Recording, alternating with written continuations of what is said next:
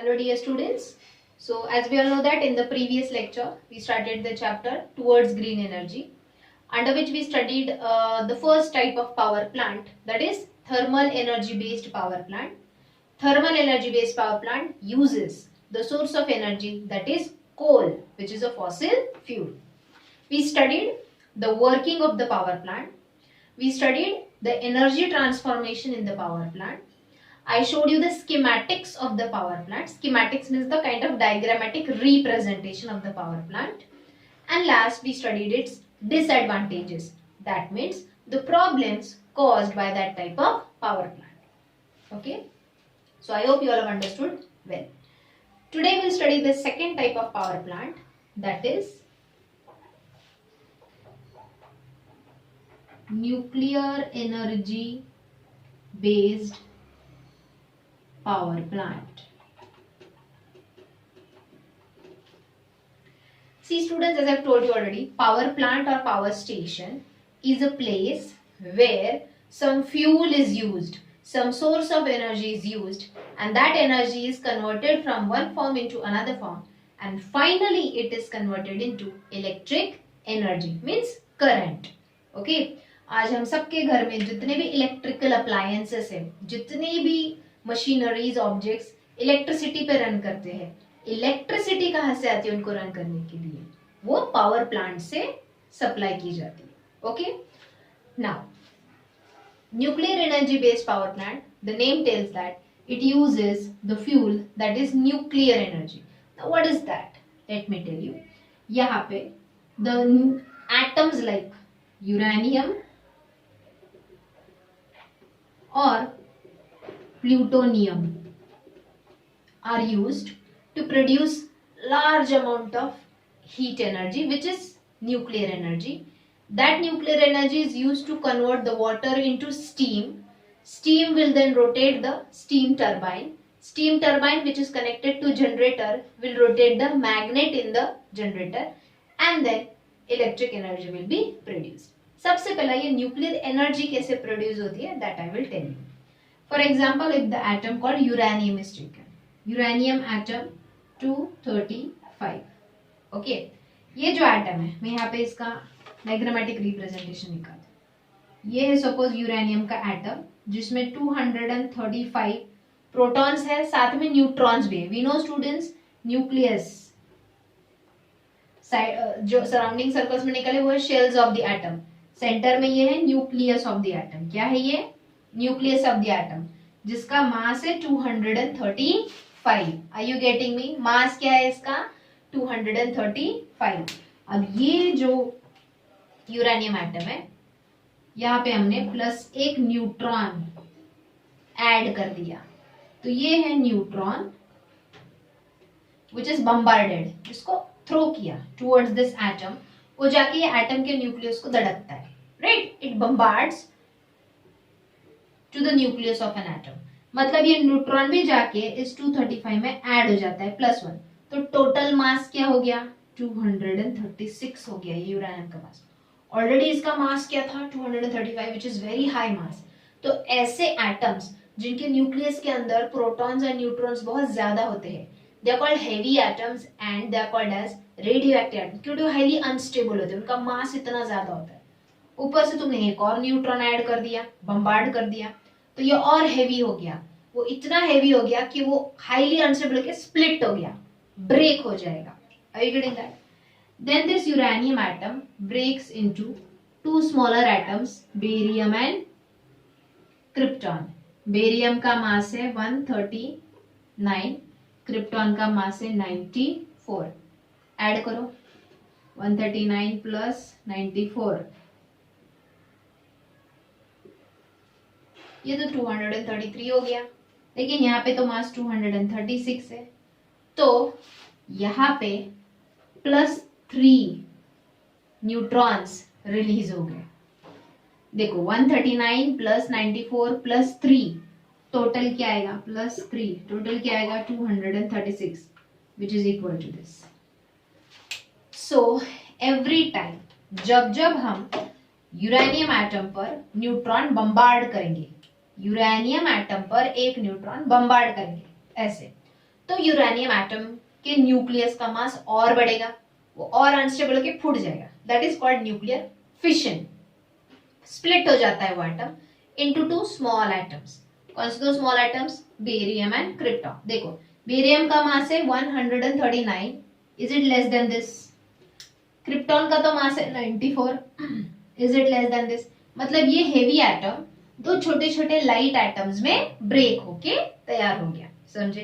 पर जब ये एटम स्प्लिट होता है, ब्रेक होता है, वो अपने साथ 3 न्यूट्रॉन्स रिलीज करता है। ये क्यों इंपॉर्टेंट है, you will understand soon. But split होने की वजह से that is called nuclear fission. Fission means breaking. एक बड़ा एटम, एक हेवी एटम ब्रेक होके दो छोटे छोटे एटम्स में कन्वर्ट हो गया, दो लाइट एटम्स में कन्वर्ट हो गया, that is called nuclear fission. के वक्त जो एनर्जी रिलीज होती है, कितनी एनर्जी रिलीज होती है? Plus 200 mega electron volt of energy, which is a high amount of energy released. Okay, which is nothing but a thermal energy. Large amount of heat energy is released by the splitting, by the fission of the uranium atom. समझे? फिर ये जो large amount of heat energy है, मतलब जब एक uranium split होता है तो कितनी large amount of heat energy release होती है? That is called thermal energy release होती है। 200 मेगा इलेक्ट्रॉन वोल्ट इतनी रिलीज होती है। ओके, फिर ये जो थर्मल एनर्जी है, दैट इज हीट एनर्जी है, it is transform to the boiler. Boiler में जहाँ पे वो हीट एनर्जी की वजह से वाटर बॉईल होगा and it will convert into steam, right? अब यहाँ पे एक इंटरेस्टिंग चीज बताती हूँ मैं। न्यूक्लियर पावर प्लांट में एक ही यूरेनियम एटम नहीं होता, ये ऐसा न्यूक्लियर रिएक्टर होता है। क्या बोलते हैं इसको? Nuclear reactor, in which this is a lead box.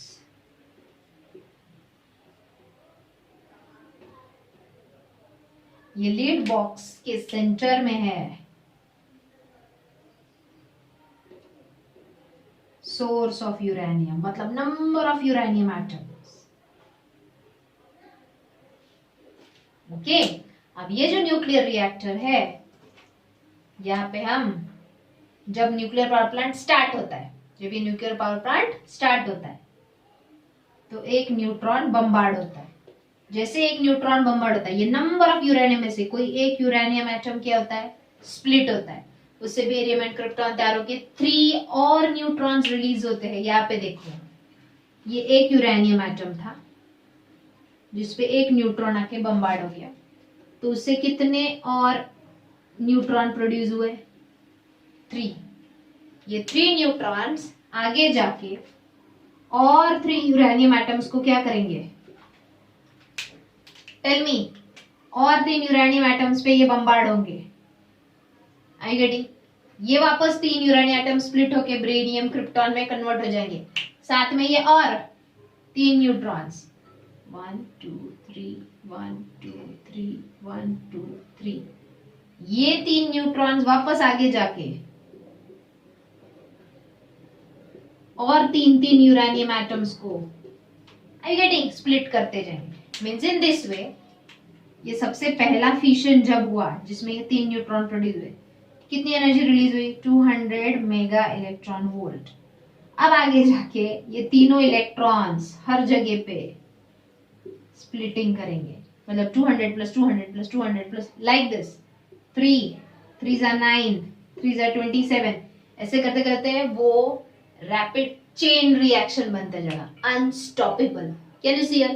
Continuously एक न्यूट्रॉन रिलीज हो, वो आगे जाके और एक यूरेनियम को स्प्लिट करेगा, और 3 रिलीज होंगे, वो आगे जाके और 3 यूरेनियम को स्प्लिट करेंगे। ऐसे करते करते ये चेन रिएक्शन है, जिससे ये amount of heat energy which is produce will go on increasing.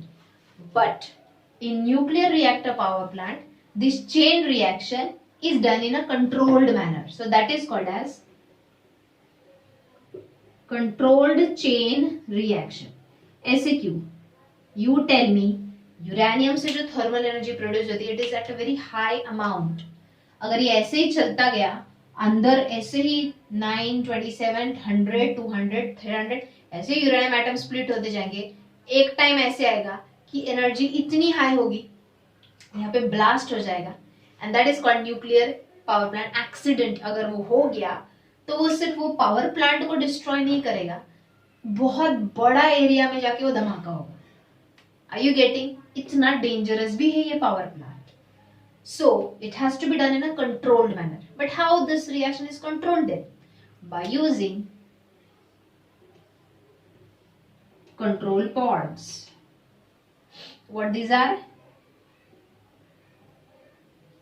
Control pods, which are made up of, boron. ये जो रॉड्स है ये कौन से मटेरियल के बने हैं? बोरॉन के बने हैं। बोरॉन क्या करता है? You tell me. जब पहला न्यूट्रॉन एक यूरेनियम को स्प्लिट करता है तो उससे और कितने न्यूट्रॉन प्रोड्यूस होते हैं? 1, 2, 3। तो ये जो बोरॉन रॉड्स है ये 2 न्यूट्रॉन्स को एब्जॉर्ब कर लेते हैं। 2 neutrons are absorbed by this boron rod. तो बचा कितना? सिर्फ एक। तो सिर्फ ये एक वाला आगे अपना रिएक्शन कंटिन्यू करेगा। तो ये एक और एक यूरेनियम को स्प्लिट करेगा, उससे वापस कितने न्यूट्रॉन्स प्रोड्यूस होंगे? 3। 3 में से 2 न्यूट्रॉन्स कौन एब्जॉर्ब करेंगे? Boron rod. तो बोरॉन रॉड्स क्या करते हैं? 3 में से 2 न्यूट्रॉन्स को एब्जॉर्ब करते हैं। मतलब वो जो एक्स्ट्रा न्यूट्रॉन्स प्रोड्यूस उनको एब्जॉर्ब करते हैं, and they control the release of this thermal energy, that is nuclear energy, sorry, they control the release of nuclear energy in a proper way. समझे स्टूडेंट्स? ओके, अब मैं power plant draw करके दिखाती हूँ। Half तो मैंने already यहाँ पे ड्रॉ किया है। So what this diagram is called? Nuclear chain reaction. 2 years back board exam में सबसे पहला क्वेश्चन यही डायग्राम था। Yes, fill in the blank के लिए आया था, एमसीक्यू के लिए आया था। ये डायग्राम दिया था, 1 मार्क क्वेश्चन के लिए आया था, वेरी सॉरी, ऑब्जेक्टिव्स में ये डायग्राम दिया था एंड नीचे क्वेश्चन था which process is shown in the given diagram? Which process? Nuclear chain reaction. Is it a chain reaction? एक के बाद एक, एक के बाद एक, एक के बाद एक यूरेनियम स्प्लिट होते जा रहे हैं, वो भी ट्रिपल अमाउंट में, डबल नहीं, ट्रिपल अमाउंट में। समझे? नाउ ये जो पावर प्लांट है, तो अब ये है न्यूक्लियर रिएक्टर जिसके अंदर ये है लीड बॉक्स। अब लीड बॉक्स ही क्यों? Lead is the only metal from which ये जो हाईली रिएक्टिव मेटल है, यूरेनियम है या प्लूटोनियम है, they are unstable and radioactive elements. मतलब एटम्स वो ऐसे है कि वो अपने अंदर से हार्मफुल रेडिएशन बाहर फेंकते रहते हैं, काइंड ऑफ वेव। जैसे सन रेज होते हैं वैसे इनके रेज इनविजिबल होती है, रेडिएशंस। वो अगर वहां पे न्यूक्लियर पावर प्लांट में बहुत से वर्कर्स काम करते हैं, ये रेडिएशंस अगर उनकी बॉडी में पेनिट्रेट किए तो वो जेनेटिक चेंजेस करते हैं।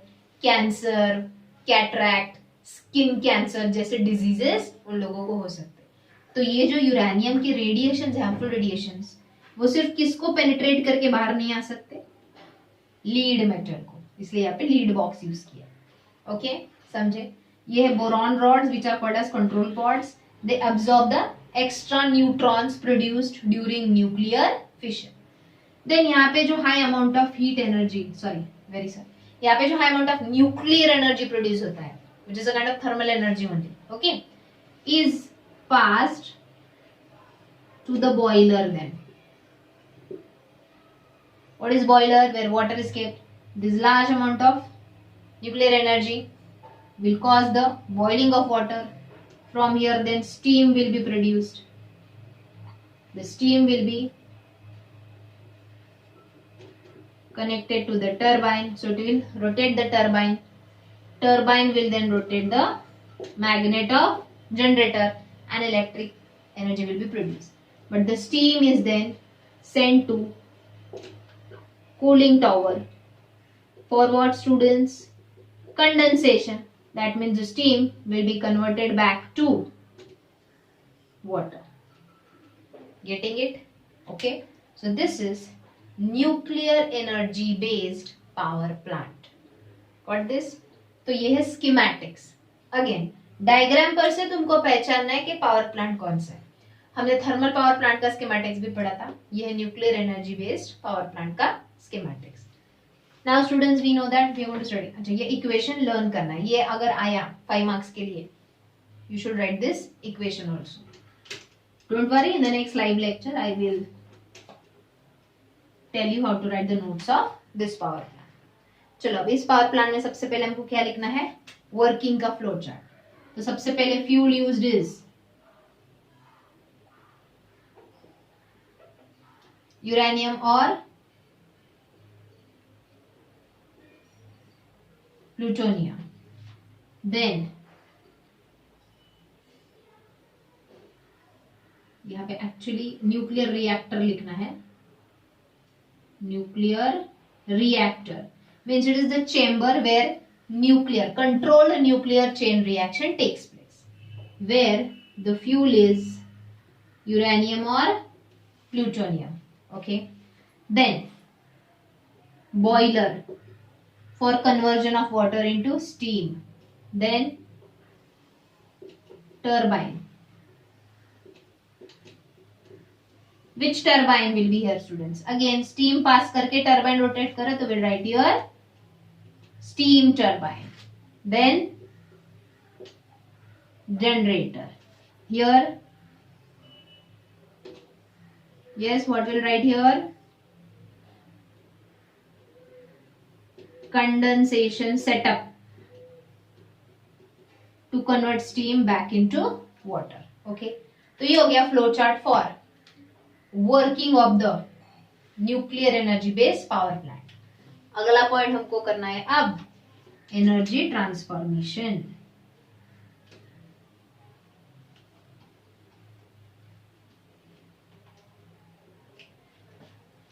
तो सबसे पहला which energy we use, correct, nuclear energy. Right student, just a second, let me fill the ink. So in this power plant, students, we studied सबसे पहला nuclear energy is used, that is by fission of radioactive atoms like uranium and plutonium. The energy which is produced by fission of that atoms, by splitting of that atoms, by bombarding the neutron, that energy produced is called nuclear energy, which is then converted into thermal energy. This thermal energy is then used to convert water into steam, that is kinetic energy in steam. This kinetic energy in the steam will rotate the turbine, so we'll call it as kinetic energy in turbine. And finally, due to rotating turbine, the magnet of the generator will rotate and electric energy will be produced.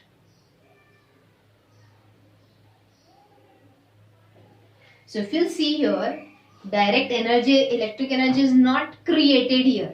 It is just converted from one form into another.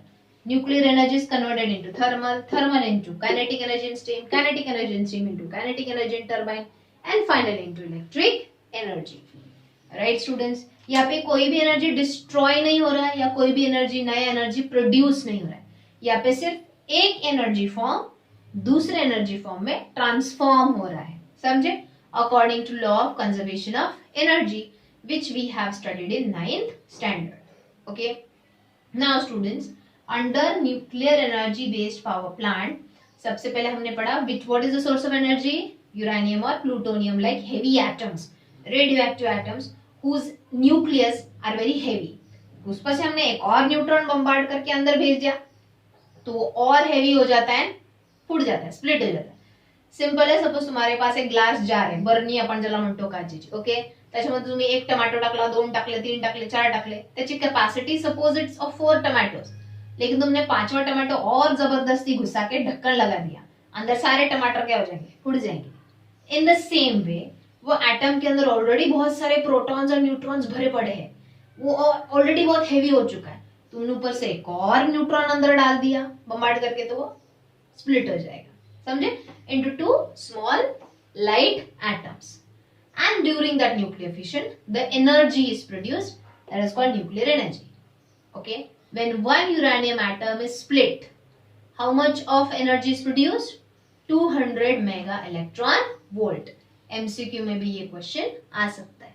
Okay, then next we studied working of the power plant. उसके बाद हमने पढ़ा energy transformation in the power plant. Now let us study what are the advantages of this power plant and what are the problems, that is disadvantages of this power plant. अच्छा, अब ये uranium plutonium जैसे ये जो atoms है actually जो जिसकी वजह से ये न्यूक्लियर एनर्जी पावर प्लांट चलता है, वो मिलते कहाँ पे? After mining under the deep under the soil. Okay, so सबसे पहला एडवांटेज, ये जो पावर प्लांट है इसमें कोल यूज होता है क्या? कोल, बर्निंग ऑफ कोल नहीं। As coal is not used, thermal energy यहाँ पे प्रोड्यूस हो रही है but from nuclear energy, right. यहाँ पे थर्मल एनर्जी कोल बर्न करने की वजह से नहीं हो रही। हमने पढ़ा है कोल बर्न करने के बाद harmful gases are release that causes air pollution, right. So in nuclear energy based power plant there is no use of coal to produce thermal energy, hence there is no air pollution because of this power plant। ये पहला advantage. Okay, इसकी वजह से air pollution नहीं होता। Second advantage, if good source of radioactive elements like uranium or plutonium are available, then it is a very what we can say, it can generate electric energy in a very efficient way. मतलब बहुत ज्यादा electric energy हम ये power plant use करके produce कर सकते हैं अगर हमारे पास गुड अमाउंट ऑफ यूरेनियम और प्लूटोनियम है तो। Are you getting that?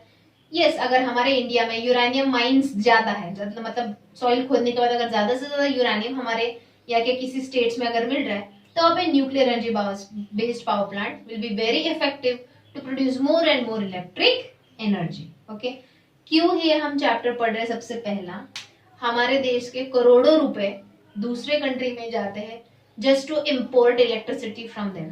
Yes, we are not only doing the trading of the objects और materials, we are doing the trading of electricity also. बाहर के देश के पावर प्लांट से हमारे देश में इलेक्ट्रिसिटी सप्लाई करना पड़ता है क्योंकि हमारे यहाँ पे sufficient amount of power plants नहीं है to provide electricity to our population. Understood? तो हमारे यहाँ पे जितने ज्यादा पावर प्लांट्स होंगे, जितने इफेक्टिव होंगे, सी पावर प्लांट सिर्फ नंबर में ज्यादा होना इट्स नॉट नेसेसरी, वो पावर प्लांट की कैपेसिटी भी ज्यादा होना चाहिए इलेक्ट्रिसिटी प्रोड्यूस करने की। ओके, तभी हमारे करोड़ों पैसे जो दूसरे देश में जाते हैं जस्ट टू इम्पोर्ट इलेक्ट्रिसिटी वो बचेंगे। उससे अच्छा ये है कि हम इलेक्ट्रिसिटी का यूज ही प्रॉपरली करें। अगर हम इलेक्ट्रिसिटी अननेसेसरीली वेस्ट नहीं करेंगे तो ज्यादा इलेक्ट्रिसिटी लगेगा नहीं, तो दूसरे कंट्री से हमको इंपोर्ट करना नहीं पड़ेगा। ओके, अब तुम बोलोगे सरकार पैसा भर रहा है, हमको क्या करना है? अरे वो हमारे ही सैलरी में से टैक्स जो कटता है उससे जाता है। अगर हम सब कुछ सोच समझ के यूज करेंगे, खर्चा कम होगा, कंट्री वाइज खर्चा कम होगा, गवर्नमेंट पे लोड कम आएगा, तो ऑटोमेटिकली हमारे टैक्सेस भी कम होंगे। That is why students we need to save energy. ये पहला reason. Second reason why we need to save electric energy, tax खर्चा वो बहुत दूर की बात है, तुम्हारे लिए भी वो बहुत दूर की बात है, बट सबसे इंपॉर्टेंट है इफ यू सी ये पावर प्लांट्स की कुछ प्रॉब्लम्स भी है, लाइक कितना एयर पोल्यूशन होता है, कितने हार्मफुल डिजीजेस स्प्रेड कर सकता है। दैट इज वाई अगर हमने एनर्जी प्रॉपरली यूज किया तो कम लगेगा तो पावर प्लांट्स भी कम होंगे। Okay, so in both the way we have to think. So these are the two advantages. Now we will study the problems related to this power plant. सबसे पहला problem, it is a big challenge in front of the scientist to dispose nuclear waste produced during nuclear fission reaction. You tell me, जब nuclear fission होता है तो कौन से दो light atoms produce होते हैं? Krypton and barium. लेकिन वो भी एक टाइप के रेडियोएक्टिव एलिमेंट्स ही है, वो कहीं और यूज नहीं होते, तो उनको कहाँ पे जाके फेंके? क्योंकि वो रेडियोएक्टिव एलिमेंट्स है, उनके अंदर से कंटिन्यूअसली हार्मफुल रेडिएशंस, वेव्स बाहर निकलते रहते हैं जो इनविजिबल है, दिखते नहीं आंखों को। लोगों की बॉडी पेनिट्रेट करेंगे, प्लांट्स की, एनिमल्स की बॉडी पेनिट्रेट करके नंबर ऑफ जेनेटिक चेंजेस वो करेंगे, कैंसर वगैरह जैसे डिजीजेस बहुत बढ़ेंगे, right. So it's a challenge कि जो वेस्ट प्रोड्यूस होता है ये पावर प्लांट में, that is called nuclear waste, इसको डिस्पोज कहाँ पे करें, कहाँ पे मैनेज करें? वी कैन रीयूज इट और we can recycle it. Are you getting that? How to reduce it? Use तो करना ही पड़ेगा।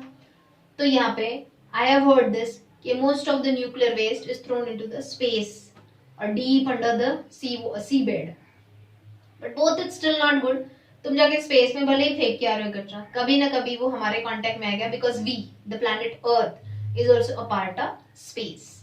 Okay, second problem is accidents. If any kind of accident will take place in this power plant, that can be dangerous and life threatening. That can be dangerous and life threatening. मतलब I have just told you, वो जो uranium pods है, control pods है boron के बने, उनका बहुत important role है। एक्स्ट्रा के न्यूट्रॉन्स अगर एब्जॉर्ब नहीं होंगे तो यू जस्ट थिंक 3, 9, 27 आगे सिर्फ मल्टीप्लाई करते जाओ इंटू 3 इंटू 3 इंटू 3, कितने सारे यूरेनियम स्प्लिट होंगे एक साथ, कितनी सारी high amount of energy release होगी, right? That will lead to a huge explosion, बहुत बड़ा ब्लास्ट होगा। You must have heard about nuclear bomb, means ये जो न्यूक्लियर पावर प्लांट है एक टाइप का न्यूक्लियर बॉम्ब भी है, जो अगर फट गया गलती से भी तो मतलब वहां का कितना लार्ज एरिया completely destroy हो सकता है। Understood? So these are the two most important problems or disadvantages related to nuclear energy based power plants. Okay, so students हमने अब तक 2 पावर प्लांट्स पढ़े हैं, पहला thermal energy based power plant और आज हमने पढ़ा nuclear energy based power plant. दोनों भी अच्छे से पढ़ो, इसके नोट्स मैं कल के लाइव लेक्चर में डिक्टेट करूंगी। So tomorrow there will be live lecture. I will guide you how to write the notes of this also. Please be careful while studying this chapter because one of the power plant will definitely come for 5 marks in the board exam. Okay? Thank you.